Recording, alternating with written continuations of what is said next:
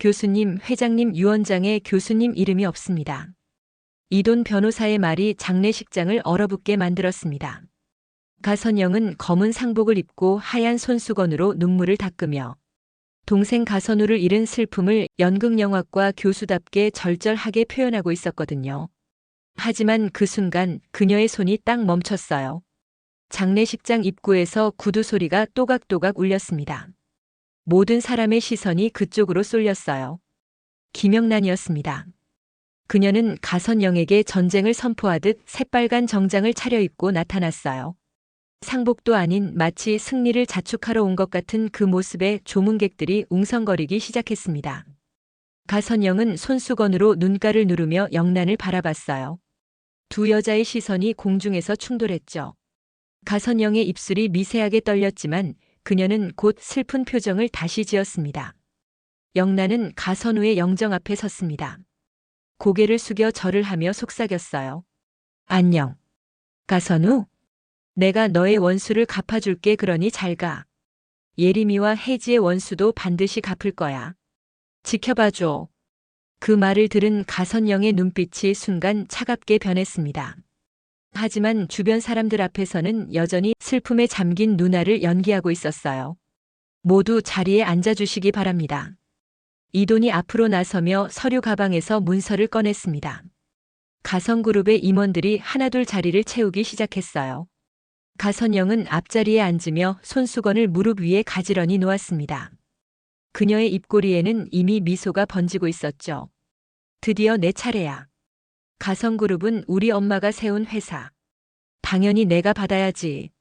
지금부터 고 가성호 회장님의 유언장을 공개하겠습니다. 이돈의 목소리가 엄숙하게 울렸습니다. 장례식장이 조용해졌어요.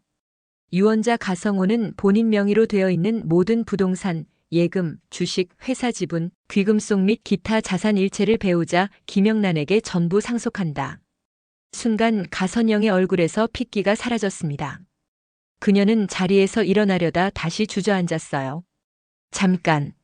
잠깐만요. 가선영의 목소리가 떨렸습니다. 하지만 이돈은 계속해서 읽어내려갔어요. 딸 가선영은 본 유언의 상속 대상에서 전면 제외한다. 아니야. 이건 말도 안 돼. 가선영이 벌떡 일어서며 소리쳤습니다. 손에 쥐고 있던 하얀 손수건이 바닥에 떨어졌어요. 주변 임원들이 술렁거렸죠. 내가 죽은 뒤에도 가성그룹의 이름을 더럽히는 일은 허락하지 않는다. 이돈의 목소리는 흔들림이 없었습니다. 가선영이 내 이름을 이용하거나 회사 자산에 손대는 일이 발생할 경우 즉시 법적 절차를 통해 무효화될 것을 명한다. 이에 이의를 제기하는 자는 단 한 푼도 상속받지 못한다. 이건 조작이야. 아버지가 그럴 리 없어. 가선영이 이돈에게 다가가려 했습니다. 다 저 꽃뱀 새엄마 때문이야. 하지만 한비서가 재빨리 그녀의 팔을 잡았어요. 아버지가 자기한테 아무것도 안 남겨주고 가성병원 하나 정도는 돌아오지 않을까 생각했었습니다. 하지만 그것조차 없었습니다. 가선영은 지금 임원들과 시청자들이 보라고 쇼를 하고 있었습니다.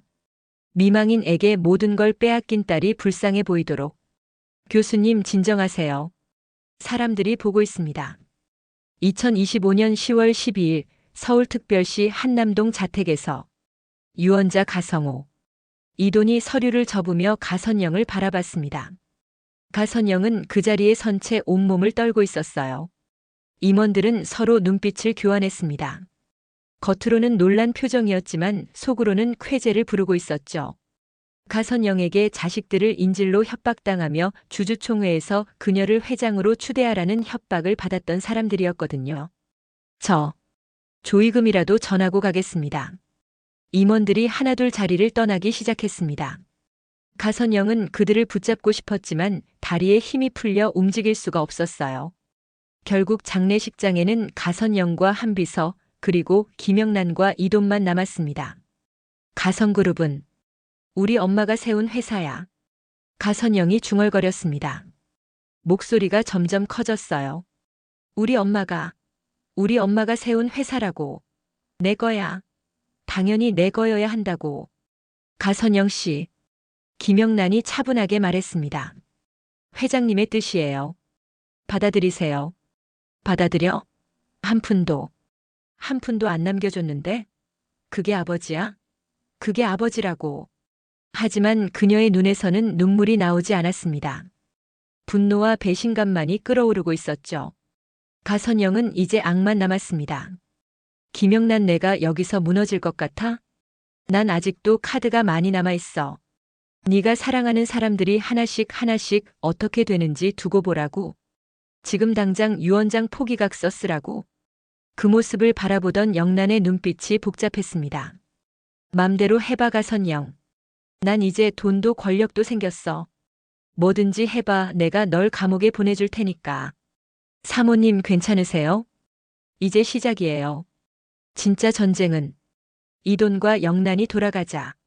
가선영은 본색을 드러내며 한비서를 몰아세웠습니다. 야, 한비서, 김영란이 내 동생 장례식에 오는 걸 막았어야지. 이돈의 유언장 발표도 막았어야지.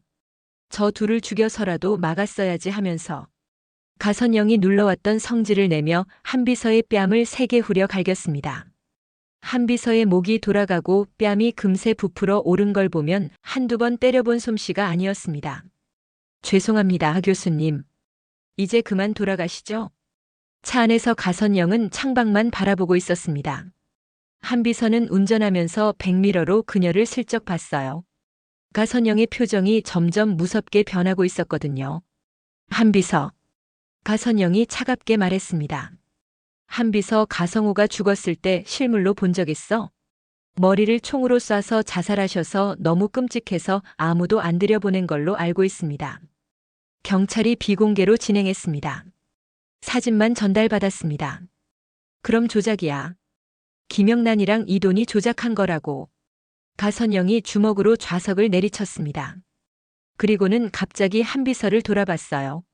넌 어떻게 생각해? 저는 솔직하게 말해봐. 넌 내 편이야, 아니야? 한비서의 손에 땀이 났습니다. 15년 전 일이 머릿속을 스쳤어요. 감옥에 있던 기로세를 연극 심리치료를 한다며 빼내왔던 가선영. 그녀는 기로세에게 가서 예림의 사진과 함께 하얀 옷을 입고 피를 흘리며 누워있는 여자가 그려진 엽서를 건넸었죠. 기로세, 저 예쁜 마녀가 날 방해하고 있어. 가선영의 목소리가 달콤했습니다. 우리 엄마가 세운 회사를 내가 물려받아야 하는데 저 여자가 방해한다고. 내가 처단해줘. 내가 곧 뒤따라갈게. 그렇게 가예림이 죽었습니다. 가성호의 친딸이었던 가예림. 가선영은 아버지가 예림에게 모든 재산을 물려줄 거라는 망상에 사로잡혀 있었어요. 예림은 자신의 생존을 위협하는 존재였죠. 그리고 최근에는 친동생 가선우까지 죽였습니다. 가선우가 예림 살해 현장을 몰래 촬영한 USB를 가지고 있다는 걸 알았을 때 가선영은 주저하지 않았어요. 기로세에게 명령해서 동생을 제거했죠. 이제 내 차례인가? 한비서는 식은땀을 흘리며 대답했습니다. 저는 당연히 교수님 편입니다. 그래. 믿는다, 한비서. 가선영이 갑자기 한비서의 뺨을 또 후려쳤습니다. 너무 세게 때려서 한비서의 고개가 휙 돌아갔어요. 죄송합니다, 교수님. 죄송하긴. 내가 묻는데 대답을 너무 늦게 했잖아. 뭘 그렇게 오래 생각한 거지? 한비서가 뭘 잘못했겠어? 그냥 화풀이야. 기분 나쁘게 생각하지 마. 한비서는 뺨을 감싸 쥐며 고개를 숙였습니다. 그의 머릿속은 복잡했어요. 가선영은 친동생도 아무렇지 않게 죽였어. 기로세는 그렇게 충성했는데 결국 자살하게 만들었지. 다음은 나야. 분명히 나야. 한비서는 이미 결심하고 있었습니다. 가선우가 죽던 현장에서 기로세가 밟았다는 USB. 사실 그는 그것을 몰래 수거해서 복원을 맡겨놓은 상태였어요. 가선영에게는 산산조각 났다고 보고했지만요. 주주총회 날 이 USB를 김영란에게 넘기자. 그게 나의 생존 방법이야. 한비서, 김검사 연락해. 네, 교수님. 지금 당장. 비밀 장소에서 가선영은 김검사를 만났습니다. 김검사는 가선영을 보자마자 90도로 허리를 숙였어요. 교수님, 급하게 부르셔서. 김검사, 기로세 기록 다 지웠어? 네, 교수님. 가선우 사건과 관련된 모든 기록을 삭제했습니다. 강력계 형사들은 이미 매수했습니다. 전동민이 모든 죄를 뒤집어 쓰도록 증거를 조작해뒀어요. 가선영의 입꼬리가 올라갔습니다. 전동민. 그래, 좋아. 김영란이랑 가까운 놈이잖아. 그놈을 살인자로 만들면 김영란도 무너지겠지. 가선영은 김 검사에게 사진 한 장을 내밀었습니다. 김영란과 전동민, 그의 아들 전주원이 함께 찍힌 사진이었어요. 이 세 사람 어떻게 하시겠습니까? 가선영이 사진을 찬찬히 들여다봤습니다. 그녀의 눈빛이 점점 날카로워졌어요. 재미있는데?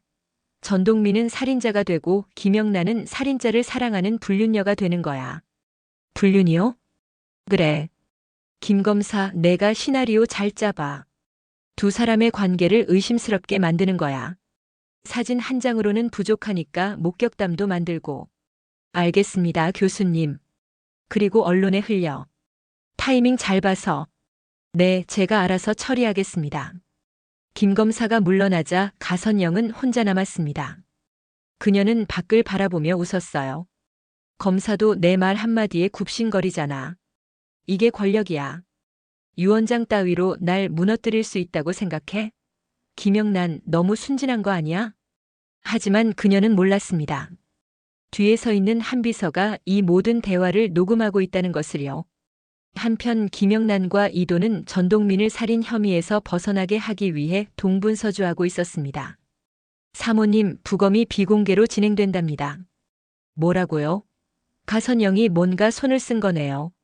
네, 분명 그럴 겁니다. 우리도 가봐야 해요. 부검실 앞에는 벌써 사람들이 모여 있었습니다. 가선영이 매수한 형사들이었어요. 하지만 김영란 쪽 형사들도 만만치 않았죠. 이 사건은 우리 관할입니다. 비켜주시죠. 무슨 소리야? 우리가 먼저 맡은 사건이야. 형사들끼리 실랑이가 벌어졌습니다. 결국 양쪽에서 몇 명씩만 들어가기로 했어요. 부검실 안은 냉기가 가득했습니다. 부검대 위에는 가선우와 신원 미상의 남자 시신이 나란히 놓여 있었어요. 부검 결과를 발표하겠습니다. 부검의가 보고서를 펼쳤습니다. 먼저 탄도 감정 결과입니다. 전동민 씨가 소지하고 있던 총에서 발사된 총알이 신원 미상 남성의 두부에서 발견됐습니다. 김영란의 눈빛이 반짝였어요. 그럼 내 현장에서 수거된 탄피와 권총 손잡이에서 검출된 지문도 모두 신원 미상 남성의 것입니다. 전동민 씨의 지문은 없었어요. 정당방위였다는 거죠? 이돈이 물었습니다. 그렇게 추정됩니다. 그리고 가선우 씨 두부에서 발견된 탄환은 신원 미상 남성이 소지했던 총과 일치합니다. 그럼 신원 미상 남성이 가선우를 쏘고 전동민이 그를 막으려다. 네, 그런 시나리오가 가장 합리적입니다. 김영란과 이도는 서로 눈빛을 교환했습니다. 희망이 보이기 시작했어요. 부검이 끝나고 집으로 돌아온 두 사람은 서재로 향했습니다. 사실 그곳에는 비밀이 숨어 있었거든요. 가성호 회장이 밀실에 살아있다는 비밀이요. 회장님, 들어가셔도 됩니다. 이돈이 벽의 특정 부분을 눌렀습니다. 책장이 조용히 열리며 작은 방이 나타났어요. 그 안에서 가성호가 나왔습니다. 전동민을 빼내는 건 어떻게 되고 있나? 잘 진행되고 있습니다, 회장님. 부검 결과가 우리한테 유리해요. 다행이군. 영란아, 네가 고생이 많아. 아니에요, 회장님. 이 정도는. 그때 김영란이 주머니에서 무언가를 꺼냈습니다. 작은 USB였어요. 이 돈, 이거 봐요. 제가 무창의 농막 안과 밖에 CCTV를 설치했었는데 그때 상황이 급박해서 응급실에 실려가는 바람에 미처 못 챙겨온 것들이죠. 전동민 씨가 준 거예요. 이게 뭔데요? 무창에서 기로새가 저한테 휘발유를 뿌리고 불을 붙이려 하던 장면이래요. 그리고 혜지가 저 대신 칼에 찔리는 장면도 있대요. 뭐라고요? 이돈이 급히 노트북에 USB를 꽂았습니다. 영상이 재생되기 시작했어요. 어둠 속에서 기로새가 김영란에게 휘발유를 붓고 있었습니다. 김영란이 공포에 질려 있고 그때 백혜지가 뛰어들었어요. 그리고 기로새의 칼에 찔렸죠. 이거면 충분해요. 이돈이 주먹을 불끈 쥐었습니다. 아, 그리고 이것도 있어요. 김영란이 엽서 한 장을 꺼냈습니다. 마녀를 불태우는 그림이 그려진 엽서였어요. 뒷면을 봐요. 엽서 뒷면에는 김영란의 무창 주소와 전동민의 농막 주소가 적혀 있었습니다. 이건 범행 계획서나 다름없어요. 맞아요. 기로세가 미리 준비했던 거죠. 하지만 이 엽서를 누가 줬는지가 중요해요. 가선영이겠지? 가성호가 침통하게 말했습니다. 선영이가 정말 그랬다는 거야? 회장님. 아니야, 이미 알고 있었어. 예림이를 죽인 것도 선영이었다는 거. 하지만 증거가 없었지. 가성호의 목소리가 떨렸습니다. 이돈, 표승의 기자 연락처 알죠? 네, 사모님. 이 영상이랑 엽서 사진 보내요. 내일 아침에 크게 터뜨리라고. 가선영이 먼저 손 쓰기 전에. 알겠습니다. 김영란 사모님, 이젠 진짜 사모님이 다 됐어? 그런 것도 시킬 줄 알고. 이돈이 전화를 걸었습니다. 표승해? 나야. 지금 중요한 자료 보낼게. 내일 아침 일면에 띄워줘. 부탁이야. 서재박 복도에서는 최 집사가 문틈으로 귀를 기울이고 있었습니다. 하지만 방음이 잘 되어 있어서 내용이 잘 들리지 않았어요. 젠장, 뭐라고 하는 거야? 가선영 교수님한테 보고해야 하는데. 그때 문이 갑자기 열렸습니다. 최 집사는 깜짝 놀라 옆에 있던 도자기를 닦는 척했어요. 어머, 이게 언제 이렇게 더러워졌지? 걸레도 없이 맨손으로 도자기를 문지르고 있는 최 집사를 김영란이 빤히 쳐다봤습니다. 최 집사님. 네네. 사모님? 최 집사님은 가선영의 사람이시죠? 최 집사의 얼굴이 굳었습니다. 당황한 표정을 감추려 했지만 이미 늦었어요. 사모님. 무슨 말씀을? 유원장 발표 들으셨죠? 이제 최 집사님은 필요 없어요. 당장 짐 싸서 나가주세요. 사모님, 제가 사모님 편이 되어드릴 수도 있는데. 하며 손가락으로 엄지와 검지를 붙이며 돈을 달라고 웃으며 표시했어요. 지금 당장 나가주시죠? 사모님, 며칠만요. 말일까지만. 안 돼요. 지금 당장요. 김영란의 목소리는 단호했습니다. 최 집사는 어쩔 수 없이 물러났어요. 월급은 타고 가야죠. 급여 정산은 해드릴게요. 빨리 나가주세요. 최 집사는 분한 마음에 휴게실로 향했습니다. 그동안 이 집에서 몰래 모아둔 물건들을 챙기기 위해서였죠. 화단 속에 숨겨뒀던 쇼핑백을 꺼냈습니다. 최고급 양주 와인 가성호의 명품 시계 5개, 금수저 세트. 더럽고 치사해서. 결혼으로 신분 상승한 주제에 당장 나가라고. 좋아, 나갈게. 하지만 이건 가져갈 거야. 최 집사가 혼잣말을 하며 물건들을 가방에 담고 있었습니다. 이건 도둑질이 아니야. 퇴직금이라고. 내가 이 집에서 얼마나 개고생했는데. 이 시계 하나가 수천만 원짜린데 5개면 얼마지? 억소린가? 그때였습니다. 탁, 탁. 밖에서 지팡이로 바닥을 두드리는 소리가 들렸어요. 최 집사의 눈이 커졌습니다. 등에서 식은땀이 주르륵 흘러내렸죠. 사모님. 잘못했어요. 이거 다 돌려놓으려고 했어요. 최 집사는 김영란이 온 줄 알고 고개를 숙였습니다. 그리고 천천히 고개를 돌렸어요. 유리창 너머로 가성호가 서 있었습니다. 귀신처럼 무표정한 얼굴로 최 집사를 뚫어지게 바라보고 있었어요. 옷은 며칠째 안 갈아입었는지 음식물 찌꺼기가 묻어 있고 마치 다 죽어가는 사람처럼 야위어 있었습니다. 으악!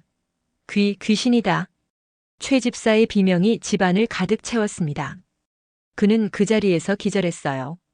별내와 양철수가 소리를 듣고 뛰어왔습니다. 누님, 무슨 일이에요? 회장님을 봤어. 회장님은 무슨 회장님이에요? 누님, 점점 이상해지는 거 아니에요? 아니야. 분명히 봤다고. 저기 유리창 너머에.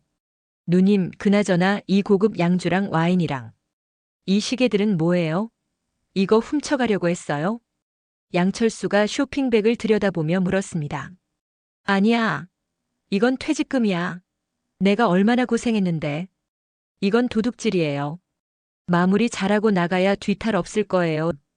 별내가 경고조로 말했습니다. 다음 날 아침 뉴스에서 특종이 터졌습니다. 고 가성호 회장 살해범으로 지목됐던 신원미상 남성의 신원이 밝혀졌습니다. 길태 43세. 15년 전 친모를 살해한 전과가 있는 인물입니다. 앵커의 목소리가 차분하게 이어졌어요. 길태는 최근 가성호 회장의 미망인 김영란 씨에게 휘발유를 뿌리고 불을 지르려 했으며 이를 막던 백혜지 씨를 흉기로 찔러 중태에 빠뜨렸습니다. 본지가 입수한 영상을 보시겠습니다. 화면에 무창의 그 끔찍한 장면이 나왔습니다. 시청자들은 경악했어요. 강력계 수사실에서는 전동민이 마침내 풀려나고 있었습니다. 전동민 씨 모든 혐의가 벗겨졌습니다. 나가셔도 됩니다. 정말입니까? 전동민의 눈에 눈물이 고였습니다. 네, 부검 결과와 여러 증거들로 정당방위가 입증됐어요.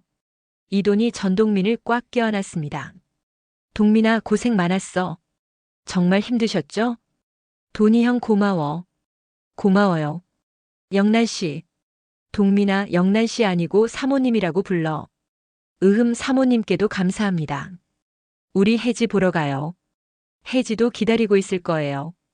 병원 중환자실에서 백혜지는 산소 마스크를 쓴 채 누워 있었습니다. 김영란이 그녀의 손을 조심스럽게 잡았어요. 혜지 씨, 우리 왔어요. 동민 씨 무죄 나왔어요. 백혜지의 눈꺼풀이 미세하게 떨렸습니다. 혜지 씨, 고마워요. 저 대신. 정말 고마워요. 빨리 일어나요. 우리 친구해야죠. 혜지의 눈에서 눈물 한 방울이 흘러내렸습니다. 그리고 검지손가락이 조금씩 움직이기 시작했어요. 의사 선생님, 혜지가 반응해요. 하지만 백혜지는 아직 깨어나지 않았습니다. 가선영은 뉴스를 보며 분노에 떨고 있었습니다. 김 검사, 한비서, 어떻게 된 거야?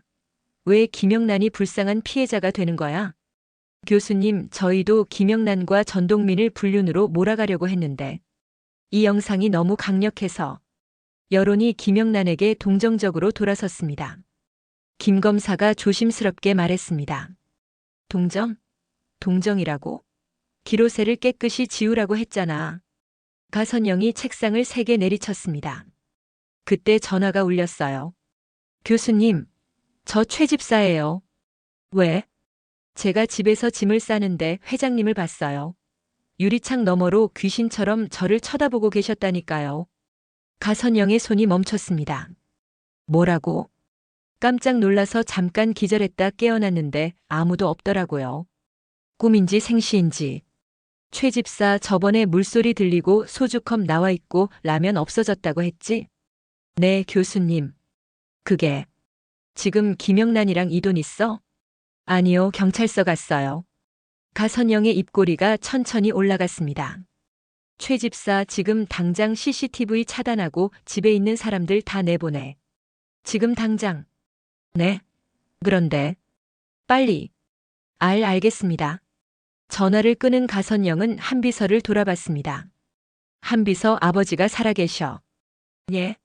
그게 무슨. 최 집사가 귀신을 봤다고. 귀신은 무슨. 아버지가 살아계신 거야. 가선영의 눈빛이 번뜩였어요. 그럼 유원장은 무효야. 아직 희망이 있어. 그날 밤 가성호의 저택은 칠흑 같은 어둠에 쌓여 있었습니다. CCTV가 차단되고 모든 직원이 집을 비웠어요. 이때 별내가 영란에게 전화를 걸었습니다. 영란아, 가선영이 왔어. CCTV를 모두 끄고 우린 모두 나가 있으래. 빨리 와 영란아, 무서워 죽겠어. 가선영이 조용히 현관문을 열고 들어왔습니다. 검은 구두 소리만 복도에 또각또각 울렸죠. 그녀는 서재로 향했습니다. 달빛이 창문으로 스며들어 서재를 희미하게 비추고 있었어요. 아버지. 가선영의 목소리가 어둠 속에서 울렸습니다. 이제 그만 나오시죠. 살아계신 거 다 알아요. 그녀는 서재 한가운데 서서 천천히 주위를 둘러봤습니다. 아버지가 살아계시면 그 유언장은 무효해요. 법적으로도 그래요. 가성그룹은 제 거예요. 우리 엄마가 세운 회사라고요. 가선영은 아버지의 의자에 앉았습니다. 손으로 책상을 쓰다듬으며 웃었어요. 아버지, 자꾸 이러시면 곤란해요. 제가 무슨 짓을 할지 모른다고요. 후후후. 비밀의 방 안에 숨어있던 가성호는 온몸에 소름이 돋았습니다. 저건 자신이 알던 딸이 아니었어요. 악마였죠. 이러시면.